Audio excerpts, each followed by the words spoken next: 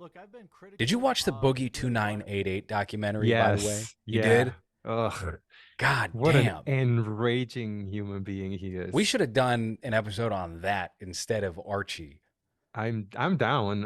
I'm down for watching it. I was so pissed off the entire time at the way So that that this fat man spends money and how much money he spent on just being fucking stupid really got to me. see, I watched that and I was like, I didn't get frustrated in that way because I understand his pathology of okay, but I made money with people watching my videos. Why would I do why would I go be a bag boy at the grocery store? That doesn't make sense. I got all these people here, but they're not watching his videos.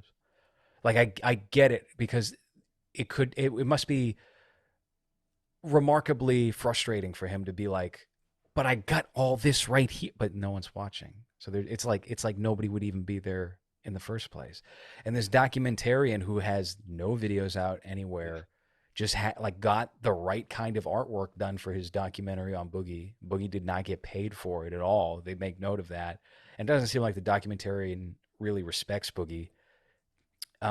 Puts out artwork that looks like an HBO Max expose on Army Hammer's cannibalism. And then suddenly this is a huge thing where you've watched it and I've watched it without even having spoken about it. Yeah. Sad life of Boogie, I think it's called the dark. The twisted dark fantasy of Boogie2988. His 20-year-old girlfriend, he's fucking in the tub. He's Yeah. hooking up with his 20-year-old girlfriend in the tub and they're recording it. I yeah, it was just to me when he's like, "Oh, I can't believe I'm gonna have to get rid of my magic card so that I can pay rent." It's like, fucking shut up. He's like, I felt nothing but just like this fucking guy. That's good art. That's a good Yeah. artwork for the documentary of Boogie2988. But you, if I'm that documentarian, I'm changing my last name, Mike Klum. That sounds like a fucking like a Tim and Eric character, Mike Klum. Yeah, it was pretty gross. And Mike Klum's next documentary is on Jeremy Hambley. yeah, Terrible. he's gonna have art like that too. I Hmm. love there was a couple of funny moments like when the prostitute was like his income helped me get out of the streets or whatever. She put uh her kid through yeah, college with with $200,000 from uh Boogie.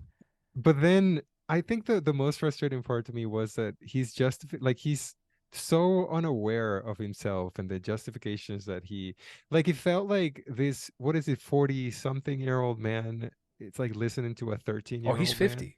Okay, 50, where he would be like, well, I never got to fuck a 10, and now I fuck 10.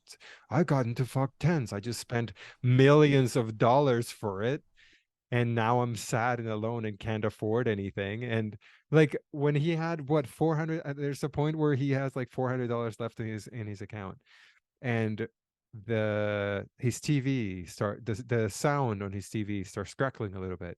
So what does he does? He spends 100 on a sound bar, and then he realizes that, oh no, it was just the wrong channel that had bad audio. But I just spent 100 because TV is the only thing that makes me happy. And I was like, shit, ugh, just really like all that stuff. Just fucking do it.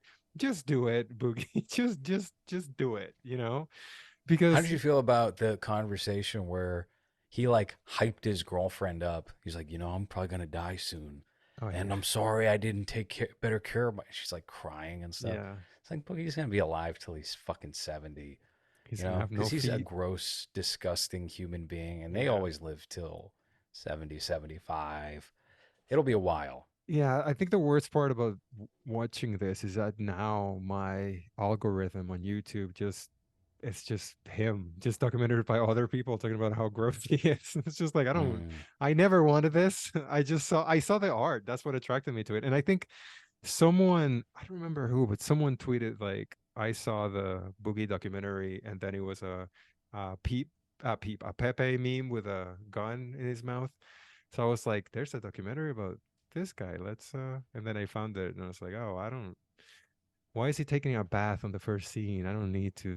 What the fuck? I don't want to see him take a bath. And then that happens like twice or three times. It's just like, I don't. And especially after seeing how much money he's made and the fact that he just bought art. Like, Honestly, it surprised me he only makes $2,000 a month from YouTube because that guy's been around for a really long time and he's put out probably, I mean, you would have to assume thousands of videos at this point, some of which have gotten millions and millions of views. But for example, here, I make probably, and granted, this channel is fucking nothing, it's like 9,000 subscribers. The highest watched video is maybe 600,000 views. Maybe. Haven't cracked a million with that with a single video. I still make anywhere from 100 to 400 a month on YouTube. Just doing nothing. Putting these out for Patreon people because people will go and watch the documentaries or the sketch or whatever is going to generate the most amount of time. But he's making like really only slightly more than that. That's insane. That's crazy. That really is. That should have been a wake up call for him because he was probably at his peak making. He probably had a month where he made like $50,000, $100,000, $300,000. He was probably making real money once upon a time on YouTube, and now it's really down. and he was in his 30s already. That's the thing that I don't understand. Like, how much of a child are you where you don't take advantage of that amount of money that you're making and instead you just He I I seems to have a nice house. I took this girl to Disneyland and spent $50,000. It's like, what? That when I heard how much he spent on just, oh, we went out for dinner. Of course, he's gonna eat the whole restaurant, but $10,000 on dinner, and I was like, what the? I I don't know. It really upset me just seeing how irresponsible and how like zero responsibility for anything. Like everything's always someone else's fault, and I'm Mm-hmm. not being watched because people have hate towards me. And it's like there was a thing that worked, and then you decided that you were too big to fail. So the one thing that worked, you stopped doing it, and instead you started playing the victim and started playing the. Oh, I was abused and I was this and I was that and my mom was this and oh, when I was a kid and then you get your fake teeth that look and sound retarded and then it's like, well, I'm gonna be losing weight, and hey, give me money so that I can lose weight. And then he's like, fuck you, I don't care if you think about me losing weight. I don't care about losing weight anymore. So it's just so many just dumb decisions from having this huge audience that loves you, and then he just went to his head where he thought he was indestructible, who thought he couldn't fail anymore because of the amount of money he was making, and now it's like you said, you're barely making any money. You still he still has like what, like 6 million, I think, or 9 million, something like that. And yeah, Unbelievable. good. I was angry I know watching this it. was right off the heels of a couple of B Bang episodes where you're like, "Damn, money, getting Right. money sucks." Yeah. And yeah, and then I saw this and I was like, fuck this. It's just I quit movies. I quit the internet. I'm just gonna go You go hang join the army. myself. Yeah. I'm just gonna get obese and come up with a character that everyone can make fun of, and then yeah, I don't know. The lack of self-awareness and the lack of taking responsibility for the stupid shit he did, and instead still brag about it, even though he's lost it, and not realize that, oh, well, I did get to fuck tens. It's like, yeah, how much money did you spend on that? What is it? Where does that get you now? It's just, Hmm. ugh, just, Just wanting to fuck tens and not being able to afford it. yeah, exactly. Great. Great. Can't afford your 300 pills that you have to take a day so that you can keep breathing. Great.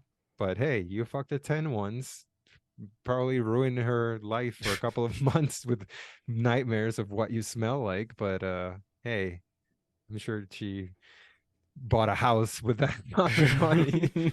Fuck. It's She's so next door neighbors with Boogie now. yeah, so frustrating. I don't like that he didn't get into the Frank Castle thing. Oh Um, yeah, they kind of covered it a little disingenuously. yeah. They were like, and Boogie fired off the gun at and just an innocent man who did, come on. Let's be Yeah. real about what that was. Give, it's clear that the documentarian just treated Boogie with pure contempt. And I don't like that. I don't like that there was just a fundamental lack of respect on any level for the subject when the guy was doing it basically as a favor, Yeah. right? I mean, granted, yeah, okay, there's publicity and attention, but the director is the one making money off the documentary at the end of the day. Um, you should have like a baseline respect, even if you're exploiting the person. So there was that. They didn't really get into it much, and I think if you're going to do a deep dive on Boogie, you have to cover that honestly, because that was a big thing. That had Boogie wind up in jail and facing criminal charges, which they make a note of several times in that documentary. Well, They the treat they say interview, he's a right? criminal. Yeah, yeah, When he goes to an interview to get a real job, and he's like, "Well, I'm autistic, disabled, and a felon." It's like, "Oh, great. That's how you open your interview. That's how you open the give me a job." Just yeah. If you Google my name, you might see that some people say that I'm a pedophile, and it's like, okay, okay, so you're not gonna get a job, Patty.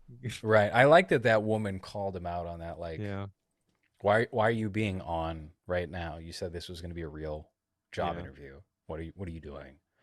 Right after I watched the Boogie, I don't know if you checked this out at all. Right after the Boogie2988 documentary, I got recommended similar videos, similar hit piece documentaries, and I got one for Hassan, Oh Hassan Piker. no, No, you didn't see this. Okay, no. this is from like a go-to YouTube staple. I forget his name. It's not coming to mind at the moment.